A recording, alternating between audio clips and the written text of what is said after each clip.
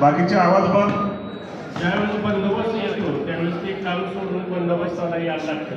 तर त्यावेळेस तो मालक म्हणतो तू काय परत येऊ नको माझ्याकडे, तू बंदोबस्तच करत बस. पण 10 दिवस बंदोबस्त झाला की परत त्याला काय नाही. तर माझ्याकडे एक सरांना आणि तुम्हाला ती एक माझी अपेक्षा आहे की वरून काय तुमच्याकडनं तर होतं आलं तर 11 महिन्याचं काम आम्हाला होमगार्डला मिळावं ही विनंती आहे. आमच्या पथकातल्या होमगार्डनी आउटस्टँडिंग काम केलेलं आहे. मी कधी तुम्ही वरांडे साहेबांच्या मार्फतीने की तुम्ही भेटून पाठवलं पोलीस स्टेशनने मॅडम ते रिवॉर्ड करतात ना. मग ते आमच्यापर्यंत आलं तर पाहिजे ना. पोलीस स्टेशनने रिवॉर्ड्स त्यांना हे केलेलं आहे, नोट डाऊन करून दिलेलं आहे. उमरेचे मी घेतो करून, पण बाकी जे पथकात आहेत कारण काही होमगार्ड कर्मचारी फोन येतात आम्ही हे काम. प्रशांत आहे मी सातारा पथक. माझा असा प्रश्न आहे की मी पूर्ण सातारा जिल्ह्याच्या महिलाच्या वतीने बोलते. पथकात 214च्या आसपास महिला आहेत, तरी मागणी 50 किंवा 100च्या वरती बंदोबस्तात येत नाही. तरी सर्व महिलांच्या वतीने मी अशी विनंती करते की जास्तीत जास्त बंदोबस्तासाठी मागणी यावी. जय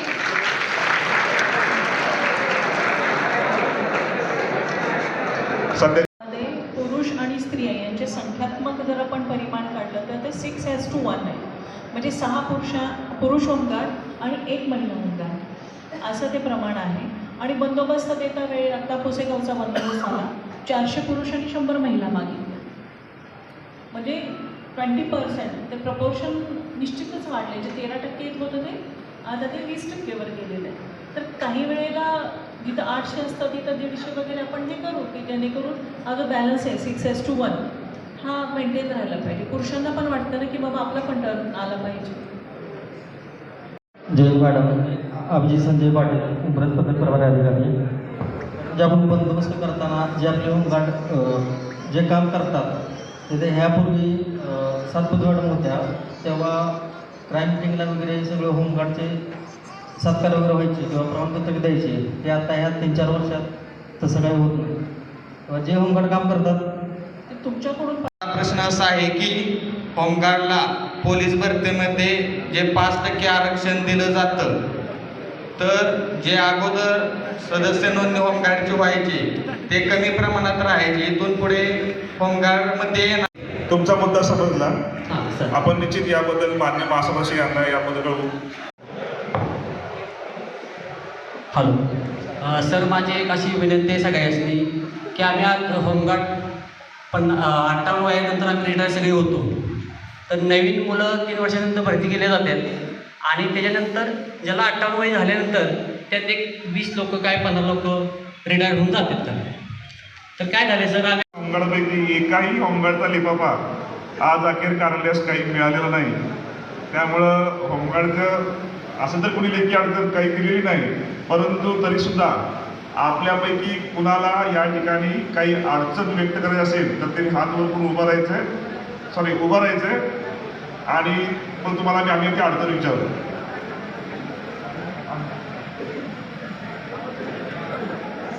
ज्यांना कोणाला काही अडचण आहे त्यांनी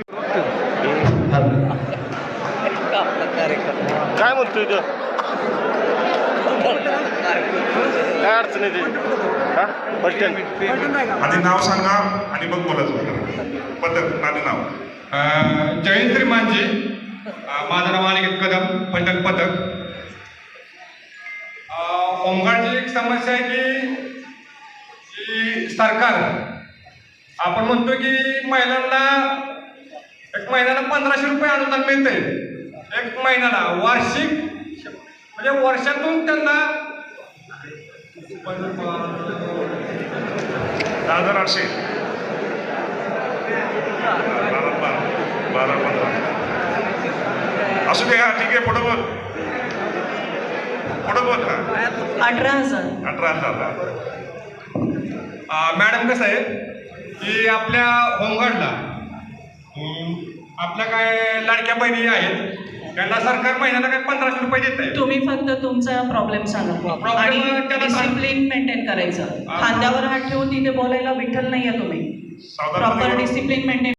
मुख्यतः अनुदान म्हणजे होमगार्डचा जर विचार केला तर जी होमगार्ड सरकारची जी आर्थिक बजेट आहे त्या आर्थिक बजेटमध्ये वाढ करावी, म्हणजे जेणेकरून महिलांना 1500 रुपये अनुदान मिळत नाही. ठीक, समजलं बसा.